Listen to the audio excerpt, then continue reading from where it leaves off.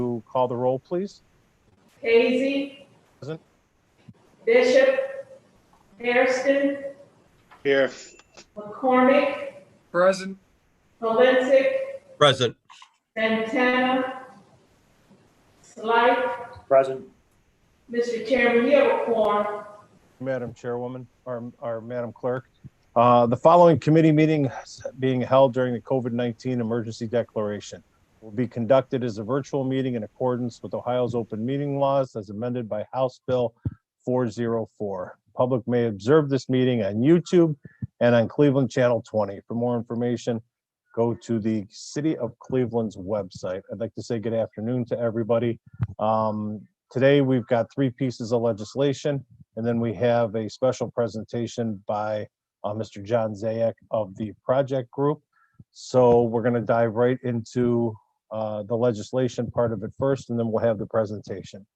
Ordinance number 853-2020 by council members Casey and Kelly by departmental request, authorizing the purchase of one or more requirement contracts of water pumps, electric motors, controls, transformers, circuit breakers, switch gears, and appurtenances, however you pronounce that, and for materials, equipment, supplies, parts, and services necessary to test, maintain, replace, and repair water pumps, electric motors, control transformers, circuit breakers, switch gears, and appurtenances. I'm sure somebody's going to correct me on that, including but not limited to inspection, supplies, repairing, testing, labor, and installation if necessary for the Division of Water, Department of Public Utilities for a period of up to 2 years. Director? Yeah, thank you. Can you tell me how to pronounce that word? and What Appurtenances? that is? Yeah, appurtenances? Appurtenances. Okay. The Division of Water has, as you know, 4 water treatment plants, 10 secondary pump stations, each with different type and sizes of pumps, motors, and various associated appurtenances. To maintain this equipment requires technical expertise to supply the parts that are needed, which is unavailable within the Division of Water. These will maintain all of our pumps, again, different sizes, all of our motors, and it's a lot of operational things that go into the integrity of these pumps and motors. So with that said, the contract is estimated to be at $1 million over 2 years. So that is $500,000 a year. And again, this legislation will lead to a new requirement contract for up to 2 years. This is vitally important to the operation of water treatment as well as water distribution. All right, and this is for all the plants, correct? Not just one? Yeah, pumps, secondary, pump stations, again, all treatment, all distribution with all the pumps and different size motors that we have throughout the distribution system and our 4 water treatment plants. Basically, this keeps our water clean. Well, the pumps and motors actually pump it out. You know, these are more on the pump side and motor side that drives the pump. So, but yeah, ultimately, it's reliability of our water. But this is really more on the distribution side of things, getting it to you. Any questions on 853? Seeing none, 853 stands approved. Sign it up. Ordinance number 887-2020 by council members Casey and Kelly by departmental request, determining the method of making the public improvement of rehabilitating and replacing the West 56th Street area sewer system, which may include but not limited to sewer replacement and rehabilitation, and installing manholes and catch basins. Authorizing the Director of Public Utilities to enter into one or more public improvement contracts and for making of the improvement, and authorizing the Director to apply for and accept any loans or grants for any public or private entity, including but not limited to the Northeast Ohio Regional Sewer District for Community Cost Sharing Program funding. Director? Thank you, Mr. Chairman. This legislation will give us the ability to construct the sewer on West 56th Street, and then also give us the ability to apply and accept grants and loans to apply for any permits, licenses, or other authorizations needed for this project. Just a little bit about the project. The sewer project is located in the city on West 56th Street between Park Drive and Memphis Avenue. The existing sewer was built in 1927. So it has kind of met its life expectancy and needs to be replaced. The project consists of replacing about 2,100 feet of main sewer, as I indicated on West 56. This would help us to prevent backups, street collapse, illicit discharges, and obviously flooding, to mitigate flooding.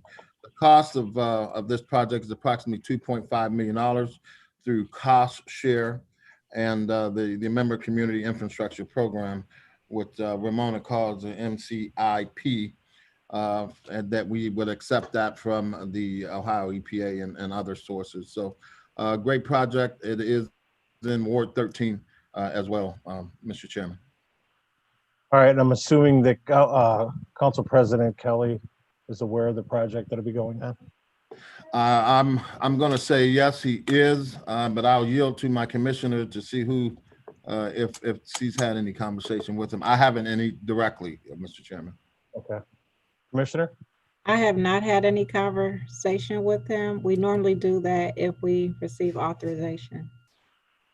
So not as of yet, but I can. If you could please reach out just to let him know that project that'll be going, that the project is scheduled to move forward. Okay. Yeah, and Mr. Chairman, just so that I'm clear, the project has not been bid yet. So this gives us the authorization to go out to bid to construct and then accept those funds from regional as well as MICP. Okay. So it's not been bid yet, but we'll definitely, before that's done, we'll be reaching out to him to let him know what's going on within his ward. Okay. Any questions on 887? All right, seeing none, 887 stands approved. Ordinance number 896, 2020 by council members Casey and Kelly by departmental request, authorizing the Director of Public Utilities to enter into, apply, and accept a principal forgiveness water supply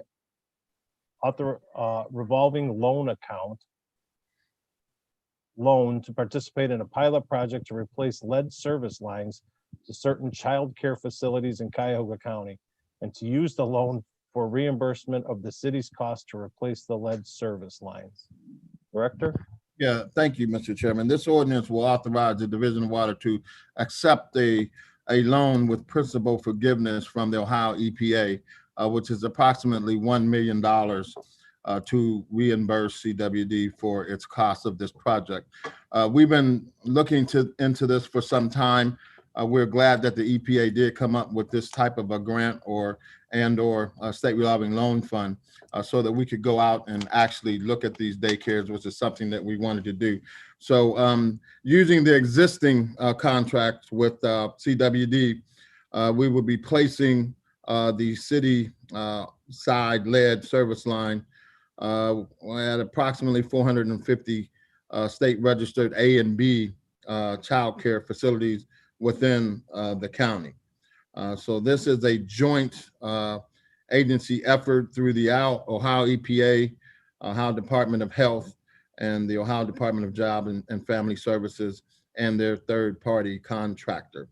CWD will supply the lead filters because when you go out there to dig, you may disturb, the line, which causes mason on the owner's side. So we'll be supplying pitchers, and then we'll be doing post-replacement sample bottles and things like that as we continue to monitor the progress of the project. The legislation will enter into the loan with the Ohio EPA so that we will, CWD can get reimbursed, and it's scheduled to anticipate and be completed in 2023 for the targeted child care facilities, Mr. Chairman. All right, and this is countywide? Yeah, this is within water service territory. So it encompasses the whole county. I will tell you that out of the 450 type A and B child care facilities, I would say over 300 of them is in the city. That was my next question. I figured as much. Okay, so basically what this is doing is just getting rid of the lead pipes that are going into childcare facilities and replacing them and making their water even better. Absolutely. Yeah, Mr. Chairman. Any questions on 896, 2020? Councilman Polensek, I believe. Councilman Polensek. Yes, thank you, Mr. Chairman. Mr. Chairman, and my own colleagues, and to the director. So if I am to understand this, the line that is from the main to the connection would be replaced. That's correct. Okay. Now, what about from the connection into the property? What if they have the old pipe? That good question, Councilman. What we would do in that case, and we have a pilot project going on right now, what would we do when we dig up the services? We take a look on the other side to see what they have. We then notify whether it be the homeowner or in this case the daycare facility, because if we disturb that line for whatever reason, and we have particulates going in, we look at even replacing that side of it. If in fact we disturb it, but we let them know up front, and we let them know if they have lead. I don't know if Commissioner's on, but most of what we're seeing is on the city side and not the owner side. So in a lot of these cases, and I would say 75% of the cases, it's been on the city side and not on the owner side. So if we do see it, we do look through a pilot project to replace it and try to recoup that funding from the Ohio EPA. Okay, so obviously, do you actually have any specific numbers? Numbers of facilities? Yes. Yeah, we have approximately 450 facilities with over 313 of them, I believe, being in the city of Cleveland proper. Okay. Are you going to have to open the street to do this? I'll yield to the commissioner. If we're going to do the service line, then chances are, I guess we can push it. Commissioner, you on? Yes, I'm here, Director. And Councilman, yes, that almost for sure is what will happen. Water main almost all the time in the city is in pavement of the street. So we will have to expose the water main right where the connection is, right where the tap is, if you will, and retap the new connection there. And then we'll open in the tree lawn where the curb stop is. Typically, we may be able to push so we don't have to open cut the entire pavement, but there still will be a hole right where the water main is. If it's a quote unquote short side connection where the water main is relatively close to the curb and the tree lawn, they may do a quick open cut. It's kind of case by case determined. But the street will be open, Councilman.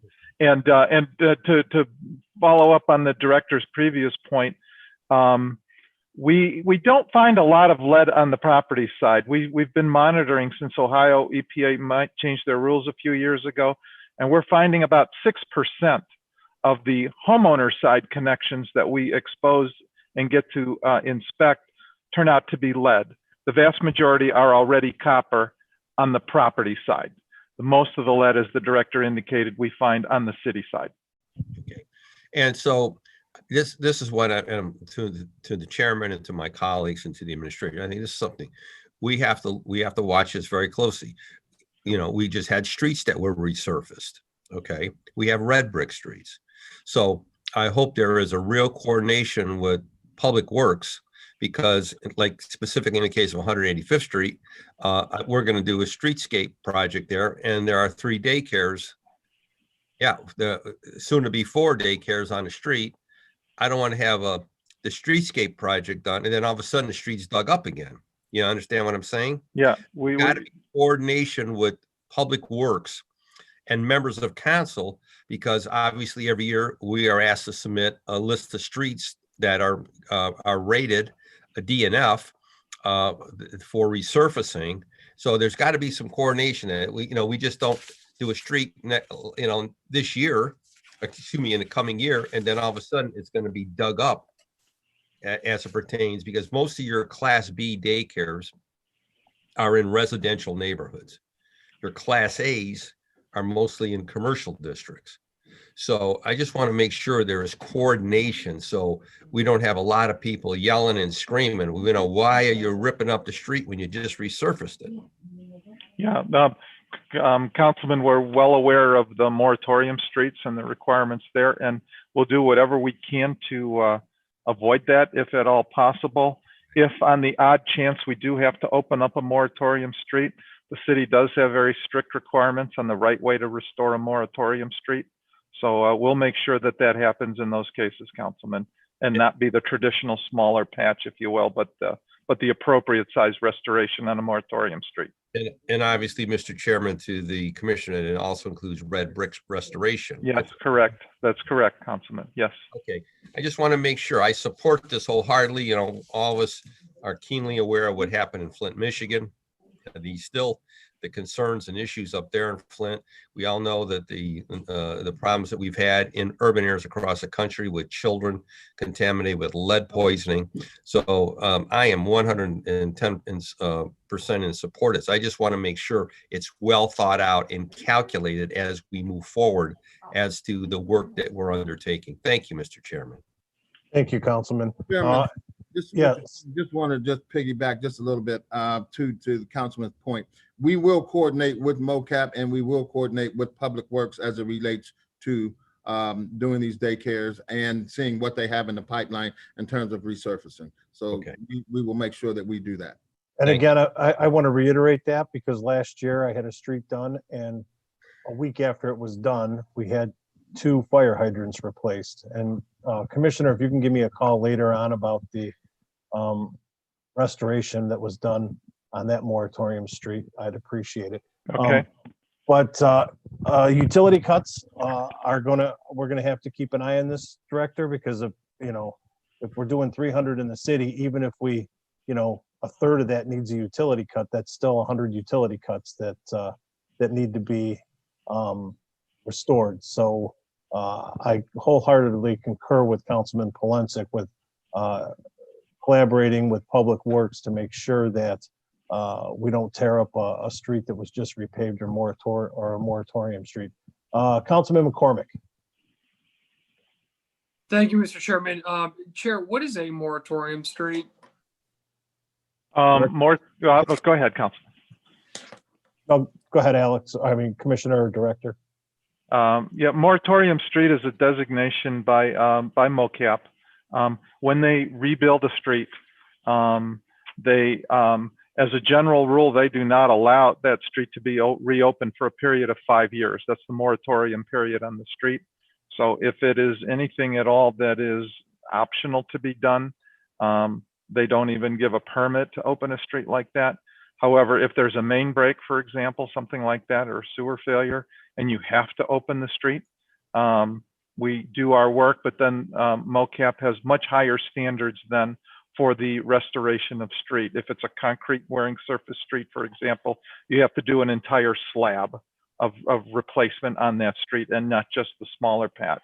So it is a higher level of restoration on newer streets. And again, it lasts for a period of 5 years.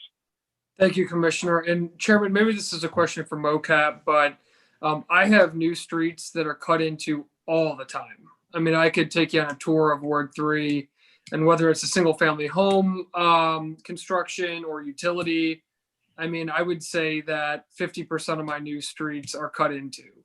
So maybe that's a conversation to have with MOCAP, but it happens all the time. So I'm just curious to hear this term moratorium street, and I'd be interested to know what the recourse is for that as well.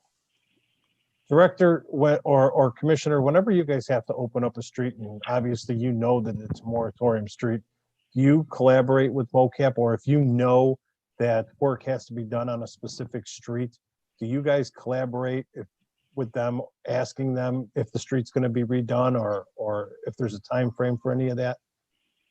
Mr. Chairman, yeah, absolutely. We coordinate with MOCAP all the time. We have gotten into 50/50s with MOCAP as well. And then when we know that they're going to open up something, we look at and we do a condition assessment based on the water main, and if we believe that we should get in there and replace that before that's done. So there's a lot of coordination effort that goes on. However, I do want to be clear, as we grade these water mains and we say, hey, this looks in pretty good condition, there's not, you can't be sure that if a water main is going to break or not. You put all the emphasis in it, and you coordinate, and you grade the mains and the streets, and you do all of that. And for the most part, if it's in poor condition, we'll try to get in there and replace it and coordinate it. But in some cases, we'll have a really newer main, and a break can happen, and you're going in there to replace it. So it's a balancing act where that's concerned. But in most cases, we have a coordinated and a strategic plan when we get in there and replace. But emergency situations happen that we didn't foresee. And I can understand emergency situations happening, but something like replacing a fire hydrant should have been thought out prior to the repaving of a street. Any other questions on 896-2020? All right, seeing none, 896-2020 stands approved. Before we move into our second part, Director, if we could just have a brief conversation real quick on the moratorium that was lifted 1 week ago today. Any update on the moratorium? Have there been any disconnections from Cleveland Public Power or water or Cleveland Division of Water? To my knowledge, Mr. Chairman, there has been none that I'm aware of. We are in the collection and severance process, and that process takes some time. So we're going to adhere to all the policies and procedures that we have, but keeping in mind that the process takes time to go through to make sure that everybody is given due process. And we make sure that we do that before we even think about disconnecting anyone. And so right now the process is in place, starting December 1st was put in place. But I can assure you at this point in time, there has been no one that I'm aware of that has been shut off, unless Councilman Polenzek or Brancatelli had sent something to AD Kane on some of those ones that they had talked about previously on the landlord side of things. But to my knowledge, nothing at this point, and we'll just keep pushing forward with the process, with the severance and collection process. All right, and I don't think that we could reiterate this enough or as many times as we can, but can you just once again reiterate or go over exactly what that process is? That the administration came out saying there was 28,500 accounts that were delinquent. Now that could have been 30 days delinquent, that could have been 2 days delinquent, that could have been 7 months delinquent. We don't know. However, can you again reiterate and go over, and I'm probably going to ask you this at every committee hearing because I don't want to hear when disconnections start happening that nobody knew. But could you go over again exactly what the process is, and if somebody is behind in their bills, what should they be doing? Yeah, not a problem, Mr. Chairman.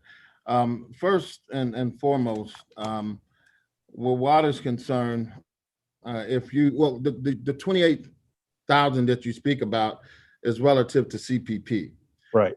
And that would go back looking at. There was like 90,000 waters or something. Yeah, it's a little obviously more. I don't know the exact number. Commissioner, you know the exact number on water side? I think it was something like 89,000 something customers out of the 440,000 that we have, and the 28,000 out of the 72,000 that we have for CPP. But with that being said, the process is such that if you reach a certain threshold, then you would get a letter, and that letter would say you are delinquent in your account. You would then, after that, get a second notice, and that second notice will say you are delinquent and we expect payment within a 2-week period of time. The Then, letter, is the second notice a letter as well? yes. Okay. Then the third, I believe, is a door hanger, and that door hanger then goes out, and that door hanger gives you, I think, 5 days or 3 days. It's something in that range to say, okay, you got to get in and to avoid disconnection to make payment. So there's 3 or 4 notices that go out before we can shut off. It's a similar process with CPP as well. I think there's 2 notices and a door hanger that shows that you have due process and you have the ability for a water review board hearing through that due process. So the door hangers explicitly kind of spell that out, but 3 or 4 notices before anything happens. Okay. And are we encouraging people to contact either CPP or Cleveland Water if they get one of those letters or a notice on the door?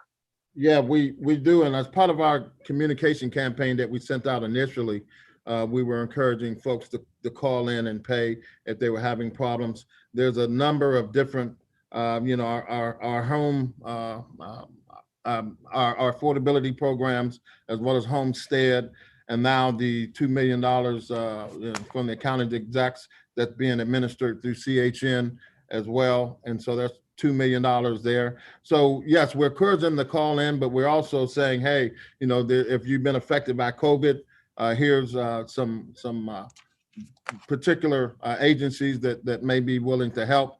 And so that's what we're encouraging. And most importantly, everybody needs to call in, whether if you're having problems, with making payments, or if you've been affected by COVID. There's a lot of different avenues to take, and we're here to kind of send them in that direction and facilitate that process. Okay. And is all this information, including the updated list of where individuals could receive help via the CARES Act money or anything, is that all on your website? It's on our website. It's on CPP's website. We're looking at robocalls. We're looking at radio. We're looking at TV. We're looking at all of those things to get this message out, to make sure that this money is spent before the deadline. Okay. And again, we want to reiterate that if anybody has received a letter or the second letter or the door hanger, to please don't wait until something happens to make sure that they reach out to that public utility, either CPP or Cleveland Water, as soon as they get one of those notices. That both CPP and Cleveland Division of Water are willing to help in any way, shape, or form, either with internally or trying to get them the help they need through some other agencies. Correct? That's correct, Mr. Chairman. We're here to help, and we're here to put them in the right direction and set up on affordable payment plans and whatever is needed through as we continue to navigate through uncertainty with regard to this crisis. All right. And just to reiterate, just because the moratorium was listed on December 1st, it's not like anybody was standing there ready to hit the switch or turn the valve to make sure that people's water or their electricity was turned off. That is correct. So I just want to be clear on that, Mr. Chairman, is that although the moratorium's been lifted, the severance and collection process has begun. And that's what we're talking about. It's a process, and that process takes time. Okay. But one thing I do want to reiterate to anybody who has received a letter or door hanger is that if there is no reaching out, if they don't contact the utility, that eventually that utility will be shut off, or that water or the electricity will eventually be shut off if they do not reach out to the utility company. That is correct. At an appropriate point in time, yes. Okay. All right. Thank you very much. Councilman Polensek. Thank you, Mr. Chairman, my honorable colleagues, and to the director and the administrative folks who are online here. I appreciate the explanation. And, I've told people, because all of us are getting the calls in council, I've told everyone who's called my office, not only now, but, over the last 6-7 months, is to please make some effort to put something down, to make out a payment plan. But it's clear to me that there are some people, as I've indicated before, Mr. Chairman, and to the administration, that have really taken advantage of this situation, especially absentee landlords, questionable landlords, speculators, flippers, the whole 9 yards. So again, as the city moves forward, because it's the old, it's basic physics for people who don't pay, or individuals who don't pay, somebody else has to. So this is about maintaining and keeping our rates level, whether it be in Cleveland Public Power, water, WPC. So I want to thank the administration for the efforts that they have taken now to notify residents. But those people who have played the system, we've got to make sure that message is sent loud and clear that the party is over. I've got one on my own street, which is outrageous, a rental property where the landlord lives in Solon, and just, he doesn't pay his bills. He doesn't pay his water bill, doesn't pay his sewer bill, doesn't pay nothing. And, he's skated all this time. And so as we move forward, so one question I do want to pose to the director, like yesterday, I had 2 folks call me, say they had a hard time getting through. Are we ramped up as it pertains to call takers? To the chair, to the councilman, yes, we are. Keeping in mind that, normal call volume days are somewhere around 2,000 calls, probably last week. And as we lifted the moratorium, we've been getting more like 4,000 or 5,000 calls. So that's really above the norm. But we are staffed and ready to answer calls. But again, when you get call volumes of 4,000 or 5,000, it's a little bit more different than handling 2,000 or 2,500 that we generally see. But we are staffed for it. And we ask for our customers' patience in dealing with this, because obviously we're getting a lot of calls for a lot of different reasons as we move forward with this pandemic upon us. Well, I just want to make sure you're ramped up, because I was somewhat concerned by just 2 calls yesterday saying they wanted to, talk to somebody, but they couldn't get through. So they obviously reached out to me saying, what can you do to help me? So I find council members will be on the receiving end of those calls if you do not have the adequate number of people. So if you have to ramp up or bring in additional people, then by all means, we need to serve our customers. Especially, I'm worried about those who have fallen on hard times, who've lost their jobs, who've had their hours cut, who've been affected by the virus themselves. I mean, members and family members who've come down sick. That's where I want to be real sympathetic to. I want to be really responsible to those folks. I'm not worried about them people who've been beating us, those deadbeats who've been going out of their way to beat us. I could care less if they sit on a phone forever. Okay, I want to service our citizens who are truly in need, not only in the city of Cleveland, but throughout the county. So thank you, Mr. Chairman. Thank you. Yeah, thank you, Mr. Chairman. And we want to do the same. We want to make sure that we separate the customers who can't pay versus the customers who won't pay.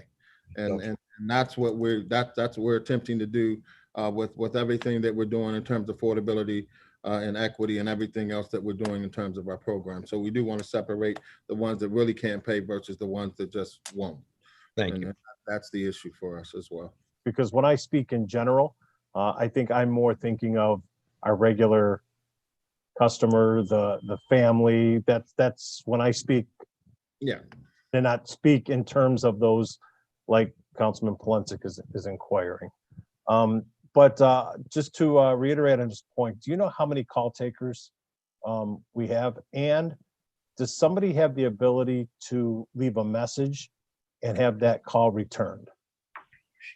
Yes, we have about 50 CSRs, and I have to get with AD on the exact number, but I believe that we have about 50 CSRs And yes, Our they do have- our CSR's call takers. well, customer service reps, I'm sorry. But that, they're in the call center, okay? Yes, you do have the ability to leave a message. And right now, we're gonna be looking at putting on a voice message about the COVID-19 information that we can leave far as CHN is concerned. So we want to make sure that if you are on hold, we're talking about agencies and help and all of those things. But we're handling, and we probably got 90% answer call rate, which is above our targeted. So we're able to handle it.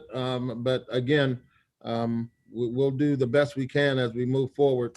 But 5,000 calls, there may be some that doesn't get answered, but it will be a voice message. Then we can get back to them. Thank you. Councilman McCormick. Cormac. Thank you, Mr. Chairman. Obviously, no one wants anyone to get cut off during the pandemic. I would imagine that's a shared value. Chair to the director, understanding the process of notifying someone during the civil emergency or during the governor's emergency, which we don't know exactly when it's going to go into effect or will not be in effect. Is there a way that either one, we can automatically enroll folks into a payment plan to avoid shutoff, or if they get to a point where a shutoff is the next step, to engage with a social worker, whether that be a city worker, Department of Community Relations, somebody to then go the extra mile to, I know you got to be careful with COVID, but go to their house, really knock on their door. I'm just trying to, obviously we are in a once in a century devastating pandemic, and we don't want to, cut anybody off of their utilities. So thinking about what are the extra steps that can be taken, maybe we wouldn't normally do, but understanding the circumstances. Again, just thinking off the top of my head, automatic enrollment and payment plan, or assigning a person who is, theoretically up for shutoff to a social worker to connect them. Because I would imagine that, if they can't pay their utility bills, they probably can't pay other items too. So I'm just curious about your thoughts on that, and if we've thought about creative ways to avoid any shutoffs. Yeah. In terms of automatic payment plan, the answer is no to that. We would have to know the customer's history and all of that to be able to do that. It all starts with making the call. And so and being able to have our customer service or manager or whomever may be taking the call to, they have a list now of all these agencies and all that. And that's the step that we're taking that normally we wouldn't take under normal circumstances, a list of agencies to help and all of those things. So I think the first step is obviously to make the call and talk to our folks so that they can put them in the right direction as it relates to what their needs are. In most cases, we can set up a affordable payment plan. And that's how you get that payment plan set up. We also encourage folks to go online with the online portal. The more you can do online, it's easier to navigate. But we have a lot that still isn't like that, and we're obviously pushing in that direction. So it starts with the phone call, and once we get the phone call, we have a list of agencies and things like that we're able to just tell the customer to try to help them navigate the situation or navigate the circumstance. But it starts with the phone call and getting in to talk with us. But that's about where we are right now. But obviously that's a good thought of an automatic payment plan. We'll have to look at IT and see whether that is something that this billing system can do. Thank you, Director. It's automated in a lot of different ways, but I don't know that it's automated to set up payment plans, or it's set up to do an estimate if we wanted to do that, but we want actual reads. So appreciate that. And I think it's just more on the lines of how do we make sure that no one is disconnected during the winter season and COVID. Chair of the Director, the only thing I would say too is, I don't know if this is possible, but I would be more than happy for Ward 3, if there is a list of folks who are on the verge of being cut off. Our community development corporations are embedded with community organizers. I myself, of course, are in the community, and would be more than happy if we are able to develop a list of households in the ward that are on that verge. I mean, I'll personally go out and perform outreach to those folks. So just to think about, again, I don't know if that's public data or if that's shareable, but I would be happy to be an extra, have myself, our community development organizations, be an extra, leg to help out the department. Okay, I understood, and I can appreciate that. But the way the billing cycle works is generated in zones, and I don't know that it's generated by wards. But we'll certainly take a look, Chair, to the councilman, to see if that can happen and if we are aware of someone in your particular ward. Thank you, Mr. Chair. And again, that's just, a lot of folks may not know of the resources, and if someone they know from the CDC or from a council person they recognize comes and says, hey, check out these resources, let's get you plugged into them. A lot of times that may be effective. Sure, no doubt the folks at Water and CPP are equipped to plug people into resources, but as you know, sometimes people are more hesitant to work with a larger government, body versus someone they may know by name and by face. So thank you, Mr. Chair. All right, thank you. Director, I have a quick question for you. Is the disconnection based on money that is owed, or is it based on back monthly payments? Well, it could be a combination of both, but generally it's a threshold amount, that it is, and it probably not making the payment gets you there, where that's concerned. So it's a combination of both, but this generally a threshold number that we look at before we look at the collection and severance process. All right, because somebody could be behind 2 months and owe $1,000, but somebody could be behind 12 months and owe $1,000, correct? So that's why I was wondering if it was based on, not having made monthly payments, or if there is that threshold of dollar amount that you look at that say it's dollar amounts, and we try to go after the highest balances first and in general cases. And Mr. Chairman, just to kind of piggyback on McCormick just for a second, we're going to try to work with every customer, but here's where council can help us. Council can help us with regard to the CHN Housing Partners monies that are out there. And that monies is about $2 million to help customers that's been affected by COVID. And so if we can get, and I'll have Margaret get the information if she hasn't gotten it to you already, on how to contact CHN. I think it's $2 million. I think right now we've only spent somewhere around $500,000 to $600,000. So there's still a whole lot of money left there. And after December 31st, it is no longer there. And so we're doing a very concerted effort to push this messaging out in terms of being able to help our customers that, as the Councilman Polenzek said, that actually are in need. And I'll make sure that Margaret gets you that information to get out to your constituents in your respective wards, because this is really, really key. And I would hate to see this money not be totally expended before the end of the year.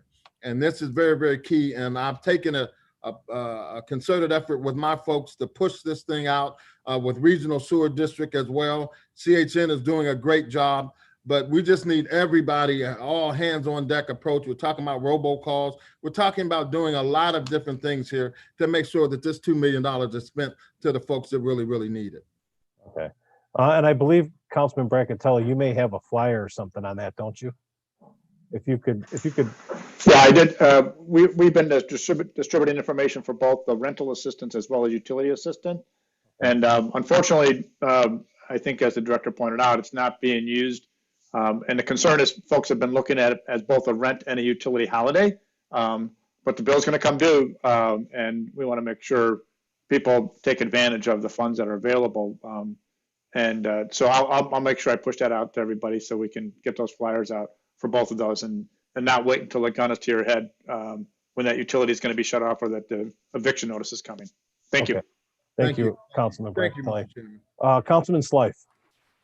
Thank you, Mr. Chair. And just very quickly, as a follow-up to Councilman McCormick's request, because I've actually put in a similar request to the commissioner, I would think if we, to the director, were able to work with Xander in your GIS office, between him and what the property data that we have as council through, parcel numbers and addresses that, through some spreadsheeting, we could, with a pretty decent accuracy, kind of come up with where addresses are in which ward. And even if we're only getting 90% or so of the ones that are delinquent in Cleveland, I still feel like that's a pretty good start. So I personally would be happy to work with your team on that and try to see if we can put that together.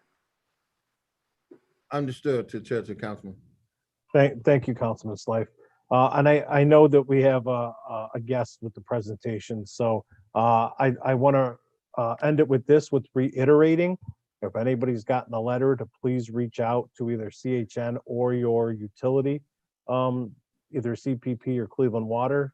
We can't help you if you don't reach back out to us. And I also want to remind people that even though the city of Cleveland issued a moratorium on electric and water, nobody issued a moratorium to the city of Cleveland. So, CPP has still been delivering electricity and water, and we're still paying the bills for that, right? So both CPP and Cleveland Water have been carrying that weight, since last March or April. Right. So, I Also, just, Mr. Chairman, been reconnecting as well. So I don't want to leave that out. Not only did we not shut off, we also reconnected customers at no cost. So we've done everything in our power, and it's time to get back to a normal process of trying to get the collections so that we can run our utility, obviously. all right. Well, I appreciate that, Director, Assistant Director, and Commissioners who are online. You're more than welcome to stay and listen to our presentation from the Zayac Group. However, you're not obligated to.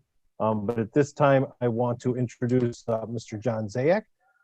John Zayac is head of the project group. He's a former Cleveland City Councilman, I believe, John, if I'm not mistaken, in the early 80s, I think, 82? Yep, 81, 85. 81 to 85. And he used to represent what would now today be part of Ward 17. But John owns the project group. He's responsible for the project group. The project group does contract, or the Cleveland City Council contracts with the project group for the last number of years. However, it's not too often that they get the opportunity to tell us what they do. So at this time, John, I'm going to turn it over to you, and the floor is all yours. Well, thank you very much, Mr. Chairman. To the committee, late last week, the chairman asked me if I'd be willing to appear before the committee and introduce myself personally, and also introduce what the project group does and has done. And I said, sure, I really enjoy this opportunity. Because of the relatively short notice, I'm just going to stick to kind of a general description or introductory description. And then if there are any particulars, then we can coordinate through the chairman about anything in particular. For example, the accounts receivable and disconnected accounts, we monitor we get data on 440,000 CWD accounts on a quarterly basis and monitor that. And our interpretation is a little different than CWD's, but not that much different. So we can share that with you. We produce a quarterly report on that. So my name's John Zayac. I was born and raised at Cam's Corners, and we still own the family house on Valley View Avenue, just off of Rocky River Drive. We moved into that house about late 1952. I am a graduate of the Cleveland Public Schools, K through 12, and graduated from John Marshall in 1969. During this 1970s, and those were also my 20s, most of the time I spent in both undergrad and graduate school, and was elected councilman in what is now Ward 17 in 1981, served through 1985. My current councilman in Cam's Corners is Councilman Slife, who I don't know, but I'm looking forward to meeting. In that period of time, we've served under, I've served under 6 different council presidents, including Councilman Polensek, who I believe is still in attendance on this virtual meeting. We now live, I moved from Cam's in 1987 to Grove Court Condominiums, which is just kind of behind the West Side Market. Describe it one way, or on the western end of the Lorraine Carnegie Bridge, describe it another way at West 17th and Lorraine. My wife and I live here and have lived here since we were married with our current 5 cats. Our councilman here is Councilman Kerry McCormack, great councilman also. The project group is a firm that we formed in the late 1990s, and we do a variety of different things: real estate development work, real estate project management, real estate property management, and also real estate consultation. And it's with the council that we do more consultation than anything. I want to start by saying, with regard to our assignment with the council, what we are not. We are not the project managers for these massive and long-term projects that are managed by the administration. We are responsible for interpreting these projects. For example, the $750 million plant enhancement project for utilities was about 10 years running. The capital improvement program for water, that was about $300 million, a rolling series of projects. The billing and service implementation, the HABs issue, for example. So we are the management, let's say the plant enhancement program, the PEP program, that would be managed by the Division of Water. And we would meet with the Division of Water on a monthly basis. We would always try to minimize the amount of material that the administration would have to produce for us alone. We just wanted the material that they produced as they manage their projects, and then we would then interpret that to the council, to council leadership, and offer advice, guidance, consultation, advice and guidance on legislation or policy initiatives or the like. We always have served as an extension to staff. Staff typically would be involved with smaller projects, smaller initiatives, and we would be more with larger projects, larger, more long-term initiatives. On Cleveland Public Power, recent involvements have been, I mentioned earlier, the status of accounts receivable for water and disconnected accounts. On Cleveland Public Power, recent assignments have been with the power outages, with the community, the CATS program, the streetlight replacement program, that's been managed by CPP over the last probably about 10 years, which is now morphed into the LED program. Another particular example would be monitoring the class action lawsuit, against CPP, or the issues having to do with the Brooklyn Solar, the solar project. And then, of course, water pollution control, which is a smaller one, but I think is really coming of age over the last couple of years, where they have now morphed into debt financing, so that we in the city can get more relief. I know how frustrating it was on my neighborhood was a very flat neighborhood, and until you got to the valley, and then it just plummeted. But very flat neighborhood, and we would have constant sewer overflows in the springtime and the like. So I'm very glad to see that WPC is now morphed into doing some debt financing, and hopefully they'll be able to catch up on some of the projects that probably should have been done 10 years ago. We generally report in one of three ways.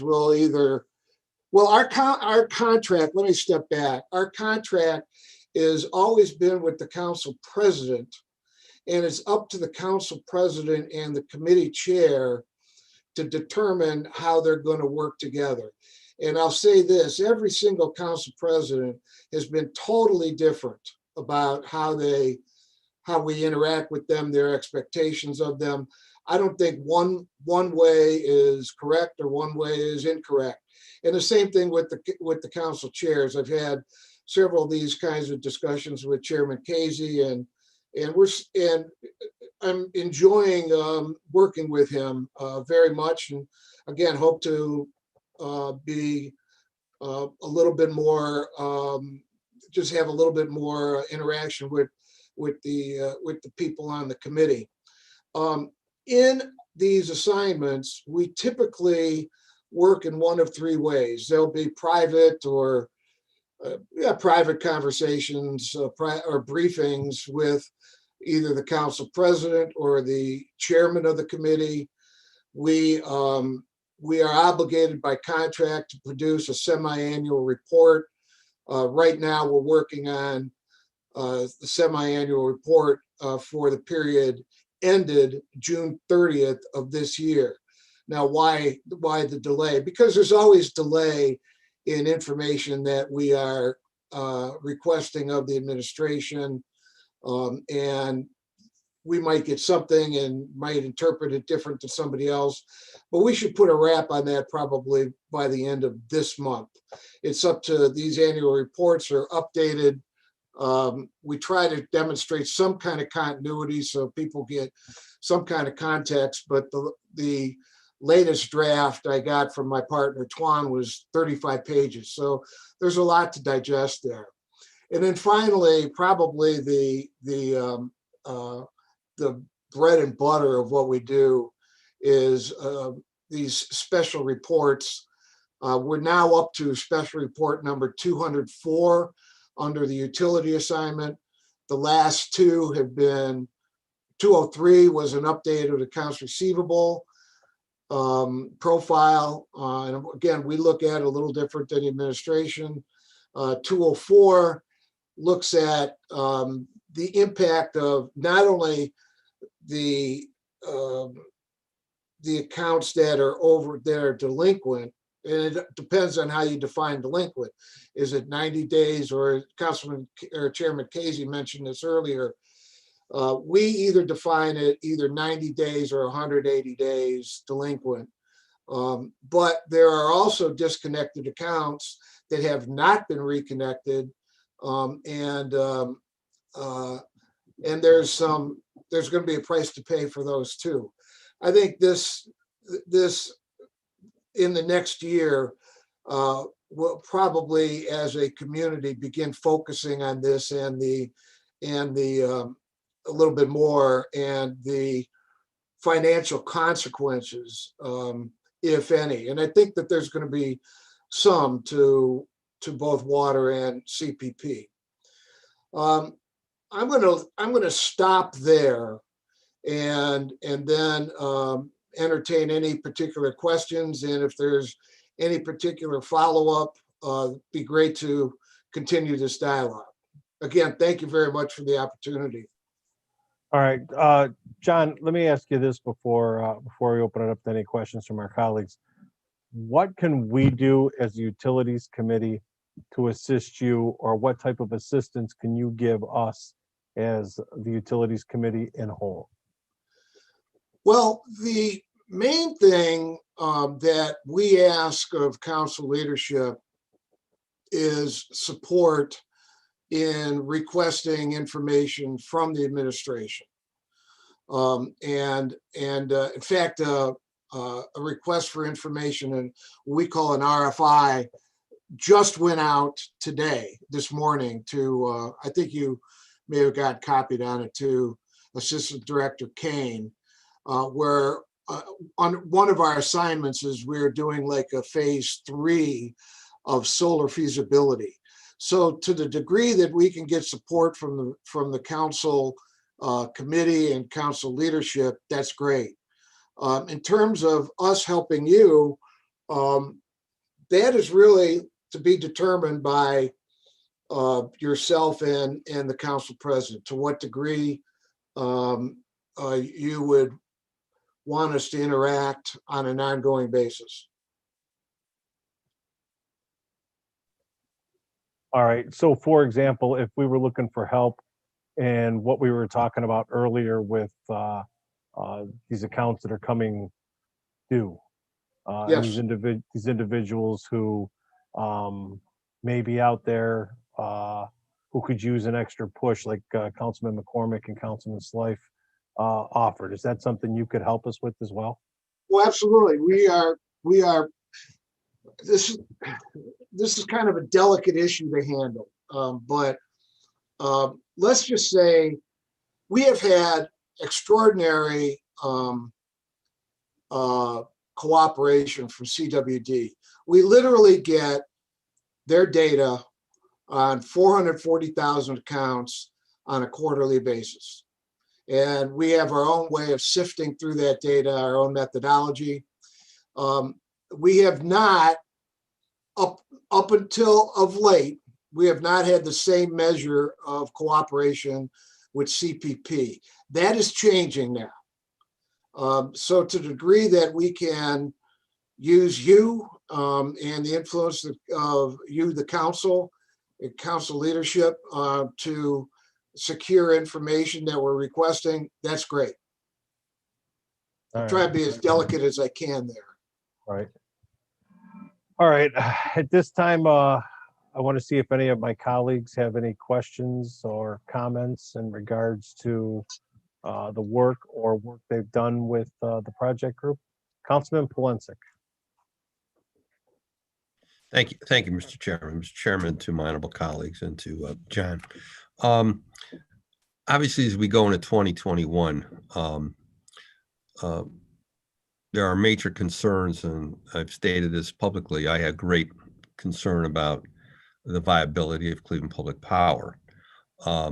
So specifically on that subject, I believe more than ever before, the council has to receive an independent overview of the system. And because quite frankly, I believe in the past that we have been given false information. And I don't put that on the desk of Director Davis. He wasn't here at the time. We were given false information by the previous commissioner of Cleveland Public Power, who is no longer with us. And we look at the purchase power agreements the city entered into. When you look at the overall condition of the utility business in this country, and you see that major utilities, including First Energy, are moving toward wind, solar, natural gas. And at the same time, we were moving into power purchase agreements that that were not well thought out and have come back to haunt us. And when I say come back to haunt us, have negatively impacted our customers, the ratepayers. So what I'm looking for is some thoughts or some discussion. Do we contract with the project group, but do we need a contract with another besides yourself, some other outside entity who can give us general overviews as to where we should be moving this system and what we should be doing either internally or externally to solidify Cleveland Public Power, to shore it up.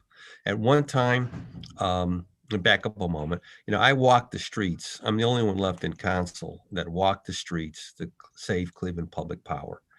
Circulated petitions, worked with then Jay Westbrook and Jim Rackakis, and I'm trying to think Dan Brady. I'm just trying to think of all the guys that and men and women, Fanny, that we all worked together to save Cleveland Public Power, and how proud we were to save Cleveland Public Power, then Muni Light. And then that there at one time, and I know because I have some of those bills, they used to put right on the bottom of the bill how much you would save every month by being on Muni Light then versus CEI. And it got as high as 33%. So when you think about over the years, the decades, how much money Cleveland consumers, Cleveland customers save, it's incredible. It's thousands and thousands of dollars that Cleveland customers save by being a part of Cleveland Public Power. Now that's not the case anymore. And I'm very disappointed in the fact that the council, because there's nobody on council that's an electrical engineer to the best of my knowledge, or nor has there been. So we are always at the mercy of the administration when they come to the table recommending this or suggesting that and with enabling legislation. And I just feel very misled. I felt we've been given faulty information in the past, which resulted in a process which has not been good for Cleveland Public Power. And ultimately our customers, our consumers have paid the freight for that. So I want to hear what your thoughts are about seeking other outside consultants. And I have no love for consultants. I said that yesterday, but in this case, because it's so critical to the city and to our customer base, and especially our small businesses who are impacted by Cleveland Public Power and our residents on fixed income, we cannot afford to make any more bad decisions. We have to make good decisions and right decisions as we go into the remainder of this year and into 2021 and beyond. So I'd like to hear your comments, John. John? Sure. Mr. Polensek, through the chair. I think, first of all, the division of water, I'll start with water, has to be, in my mind, should be divided between capital and operations. And the models, and I use that word in plural, that they have used to manage their projects have been nothing short of stunningly superb. The PEP project was managed by a third-party consultant. The CIP project was managed in-house, and they were outstanding. On the operations side, not so good, and we're still recovering from that because of the billing system, but they are recovering. With the division of water, on a, let's say a 4 to 5 year basis, you get what is, or we get what is typically, let's call it a current state assessment of the system, the water system. And we call that a rate study. And included in that is our financial projections and financial analyses, but also an analysis of the capital the status of the capital plan, a facility assessment, okay? And it is, now I'm going to turn to CPP. CPP has not done that, to our ongoing chagrin and frustration for years. But they did do that starting last year, the year before, with the retention of NewGen. And NewGen started or did or completed their, they call it a rate study, but also you could call it a current state assessment. That has to be done by an independent third party. And those people that can do that are few and far between. And they are going to be paid millions of dollars to do that, because these are highly sophisticated, highly complex and complicated initiatives where you're assessing the financing of the division itself, the capital plant, and the like. Where we come in is where we'll help kind of interpret that, and that's historically been what our role has been. Just recently, I got the unredacted version, and we are now looking at that to help, kind of determine. It's really a devastating document. I think everybody knows that.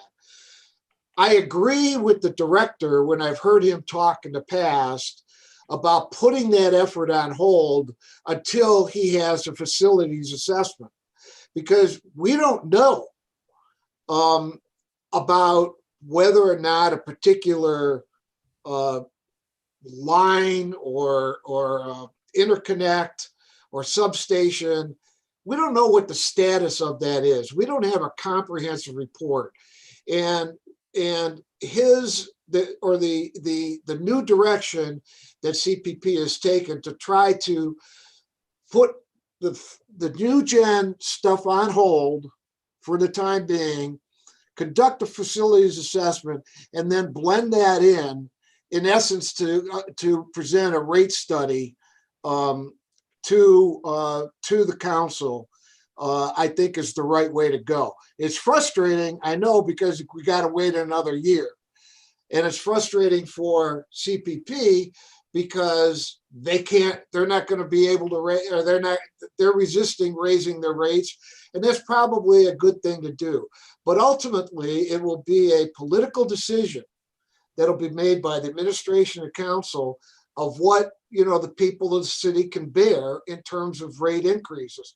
To me, it's very clear that that CPP needs a rate increase. To what degree, we don't know. We're in the dark because we haven't had that analysis. So I think CPP is on the right track now, and the frustrating thing is having to wait. But this is a very complicated, probably year-long process. Well, let me say this. When you talk about a rate increase, right now, we are allegedly 13% more on an average household than First Energy in the city of Cleveland. So when you talk about an additional increase in Cleveland Public Power, you know how that's going to go over. Sure. Okay. Now, if I could just interrupt for 1 second, Councilman Polensek, when you say a 13% greater than, you're talking a bill in general, correct? You're not talking specific Yes. the rate, right? You're talking bill in general, because there's a difference between being 13% higher in our rates and 13% higher in just the general bill overall. And I keep hearing 13%. And has there been a study, or has there been anything like that, either Councilman Polensek or John, proving that, or is it just a number that has been thrown out there? Well, Mr. Chairman, that's the number I've seen. I've seen that number Yeah, the question is from the administration. Okay. So the administration is admitting that CPP bills are 13% higher. Bills in general, not rates. Bills in general are higher. Yes. And so, Mr. Chairman, when you talk, please excuse me here. So when you talk about, when John indicates, adding additional rate increase, I want to step back a moment, and say, the body fought for years to get the system expanded, wanted to see the system expanded to the southeast side of the city and to farther west, as you know, which there was internal efforts. There was internal efforts to block that.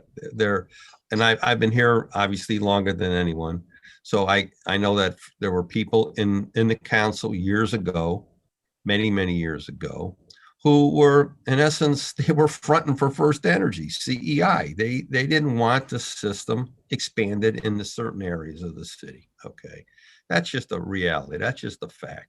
That's the politics that we've had to deal with over the years. But at this point, in those areas that are serviced by both Cleveland Public Power and First Energy, now I have a small section of my ward that has the dual service. Most of my ward, because I have the largest customer base in the city with Cleveland Public Power, most of it's just CPP. But in those areas like the southeast side and others, where you have dual systems and the west side, you start jacking up the rates, you're going to have people bailing out of Cleveland Public Power. You're going to have people bail because at the end of the day, people are looking at the bottom line. They're looking at their bills for their families, the cost of utilities. And if you have an all electric home or you have major appliances that are electrical, you've got a major problem. So that goes back to what I had said earlier. We have been given false and misleading information and inaccurate information. And as a result, there were bad decisions made. We've got to make sure as we go forward that we cannot afford to make any more bad decisions in this system. You're going to have to really sell me on a rate increase in light of what I've seen. And again, I'm not putting this on the plate of the table of Director Davis, but this system, and I'm not putting on Joy Perry or her command staff now, because I think she's tried her best, but that system has been mismanaged. Cleveland Public Power has been mismanaged, and we're seeing the end results of that today. Mismanaged. And we've got to get above and beyond that and get this system back on track, or we're going to lose customers. We are going to lose customers. All of us, are in tune to our residents. Our residents are struggling to pay their utility bills now, as we know. You jack up those electric bills and you're going to see what you're going to have. Thank you, Mr. Chairman. You're welcome. And I often keep going back to, individuals who make those statements, but then supported other initiatives in the city to increase certain bills. But I can tell you this, Councilman Polensek, and we can have the conversation offline. When it comes to eventually hearing the rate increase, right? We need to keep more than just the rate increase in mind. And that's, we have this small little thing called the energy adjustment charge as well, right? So there's going to be a lot of moving parts when the administration presents to us what it is they want as an increase, if they want an increase. Mr. Chairman. Yeah, Mr. Chairman, to Councilman Polensek, my use of the word rate increase is probably a bit unfortunate at this point, because there is a lot, as the chairman has just articulated, there is a lot of ambiguity in the two charges that, other than the tax charges that are on the CPP bill. Some of that, I think that needs to be cleaned up. And it's so ambiguous that it is now in federal court. And there's at least some legitimacy to this ambiguity, and that needs to be straightened out first. And it's going to be. Well, I agree. I agree there eventually. And I don't know how long it's going to take to work this thing through the court system, but eventually, and I would assume within a year or so, a lot of this stuff is going to start coming to a head. Thank you, Councilman Polinsik. Anybody else? All right, seeing no other hands, John, we appreciate you coming and presenting. If there's anything that this utility committee can do to help you in whatever it is you're working on.